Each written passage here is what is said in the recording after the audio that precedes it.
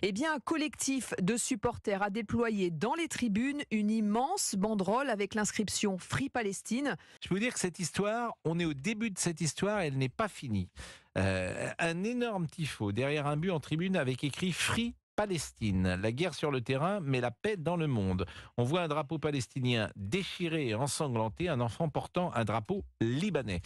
Bruno Retailleau, ministre de l'Intérieur, mon invité dans un instant, je vais lui parler de ce dont on parle, mon cher Maxime Trouleau. Oui. Cette banderole géante pro-Palestine affichée dans une tribune, la tribune Auteuil du Parc des Princes, le président du CRIF crie au scandale. Oui. Alors on y voit une mosquée avec son minaret, un drapeau palestinien ensanglanté et un homme, le visage caché par un kéfier rouge.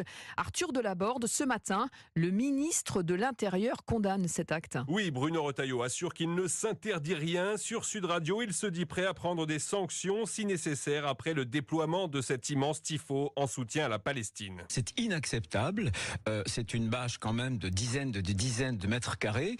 Les règlements du foot, de l'UEFA, etc. interdisent les messages politiques. C'est un message politique. Le ministre de l'Intérieur dit avoir eu le préfet de police dès hier soir pour qu'il lui rende des comptes sur ce qu'il s'est passé. Il demande surtout des explications aux dirigeants du Paris Saint-Germain. Où ils sont capables d'interdire ce genre de choses, sinon il y aura une interdiction évidemment des banderoles et s'il faut, il y aura des sanctions. Le PSG de son côté avait réagi dès hier soir avant même la fin de la rencontre en assurant ne pas avoir eu connaissance du projet d'affichage de cette banderole et en rappelant sa ferme opposition à tout message à caractère politique dans son stade. Arthur Delaborde du service politique d'Europe 1 et on apprend que l'UEFA d'ailleurs n'engagera aucune procédure contre le Paris Saint-Germain pour ce message pro-palestinien déployé mercredi. Il n'y aura pas de cas disciplinaire puisque la banderole déployée ne peut pas être considérée comme provocatrice ou insultante dans ce cas précis, a précisé l'institution.